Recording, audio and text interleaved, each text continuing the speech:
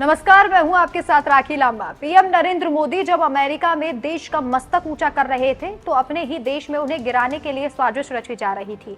ये तय किया जा रहा था कि जिस पीएम को पूरी दुनिया में सम्मानित किया जा रहा है उसे सत्ता से कैसे बेदखल किया जाए। इसके लिए 10 राज्यों के 15 बड़े कद के विपक्षी नेताओं ने पटना में तकरीबन 3 घंटे तक मंथन किया। बंद कमरे में क्या हुआ ये सिर्फ कमरे में मौजूद नेताओं को पता था। मंथन के बाद जब प्रेस कॉन्फ्रेंस हुई तो बारी बारी से नेताओं ने हाल दिल बयान किया। इस बैठक में मुद्दा तय किया गया था कि पीएम नरेंद्र मोदी के खिलाफ महागठबंधन को कैसे मजबूत किया जाए, लेकिन बैठक के बाद ये महागठबंधन छिन्न भिन्न होता नजर आया। हम ऐसा इसलिए कह रहे हैं क्योंकि इस बैठक में तमाम नेता अपने अपने मुद्दे लेकर पहुंच गए थे।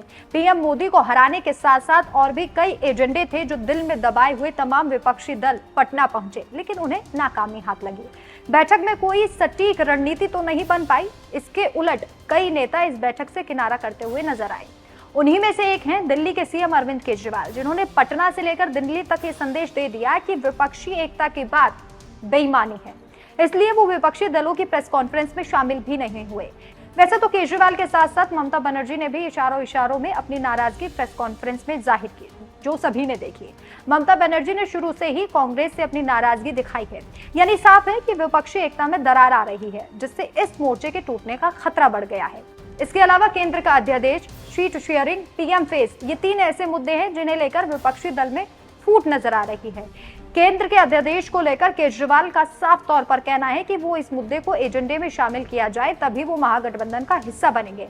लेकिन नीतीश कुमार और खड़गे ने साफ तौर पर कहा है कि इस मुद्दे को लेकर सत्र के वक्त बातचीत की जाएगी, जिससे केजरीवाल नाराज हो गए।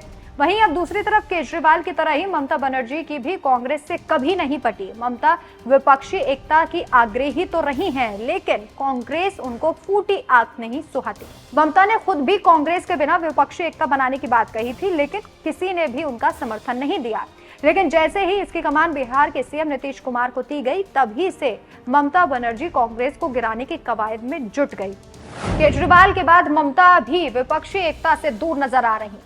ममता बनर्जी ने नीतीश कुमार को विपक्षी दलों की पहली बैठक पटना में बुलाने की सलाह दी। कांग्रेस की मठाधीशी तोड़ने की दिशा में ममता की यह पहली रणनीति मानी जा रही थी। साथी दलों के साथ कांग्रेस किसी राजा की तरह व्यवहार करती है, ममता का ये मानना था। शरद पवार और नीतीश कुमार जैसे बुजुर्ग नेताओं को मल्लिकार्जुन खड़गे ने बातचीत के लिए दिल्ली बुलाया। खड़गे खुद उन नेताओं से मिलने पटना या मुंबई जाने की जहमत नहीं उठा सके।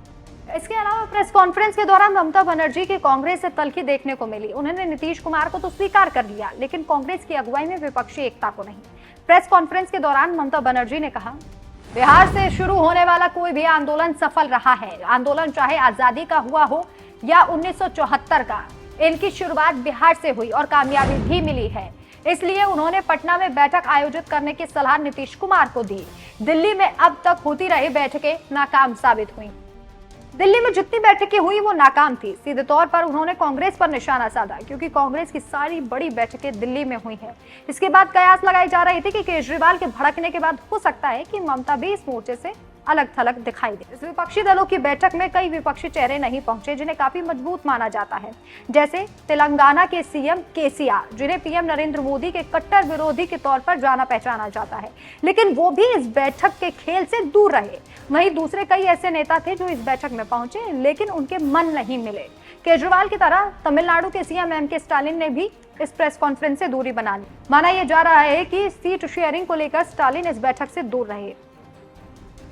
विपक्षी एकता में 15 दलों के नेता तो आए, लेकिन कई दलों के नेता जो सीएम भी हैं, उन्होंने इस बैठक से दूरी बना ली। ओडिशा के सीएम नवीन पटनायक, तेलंगाना के सीएम केसी राव, आंध्र प्रदेश के सीएम जगनमोहन रेड्डी, यूपी के पूर्व सीएम और बीएसपी लीडर मायावती, इसी के साथ असदुद्दीन ओवैसी जैसे नेता इस बैठक से दूर रहे। इनमें से कुछ ने पहले ही मना कर दिया था, तो कुछ के पास इस बैठक के लिए न्योता ही नहीं पहुंचा। ममता तो कांग्रेस और लेफ्ट को बंगाल में कोई भाव देना ही नहीं चाहती है। बंगाल में अभी चल रही पंचायत चुनाव की प्रक्रिया में जो तल्खी पैदा हुई है, उसे पाटना भी आसान नहीं। ममता ने प्रेस कॉन्फ्रेंस में ये बात भी दोहराई कि वाम दलों और कांग्रेस को फ्लेक्सिबल रहना होगा।